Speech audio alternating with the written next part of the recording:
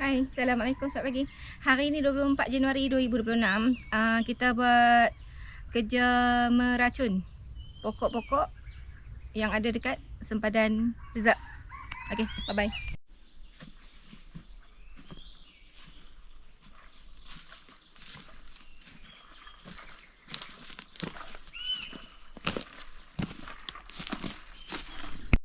Okey, kita dah nak start.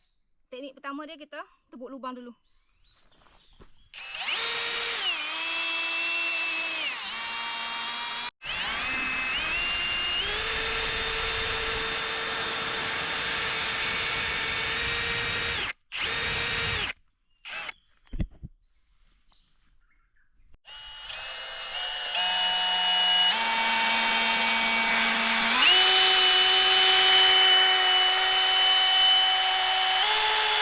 Okey ya.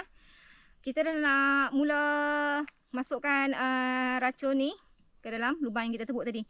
So pastikan kita pakai full PPE ya, untuk protect diri kita daripada bahan racun ni.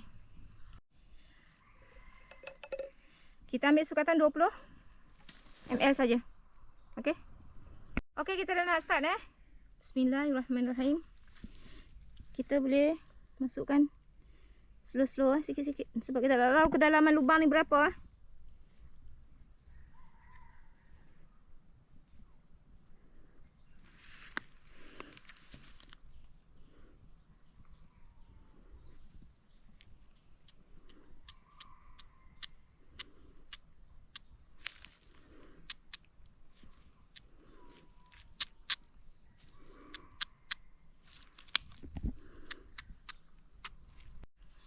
Okey, kita dah siap lubang yang pertama.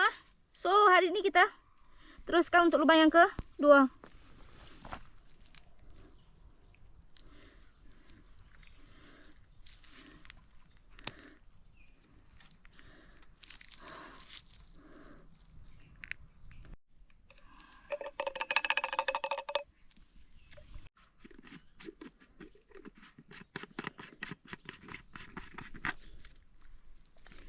Okey, ni lubang yang ketiga.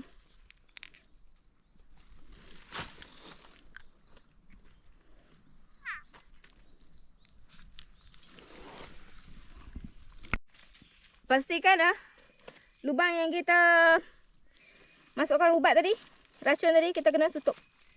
Kat sini saya tutup dengan tanah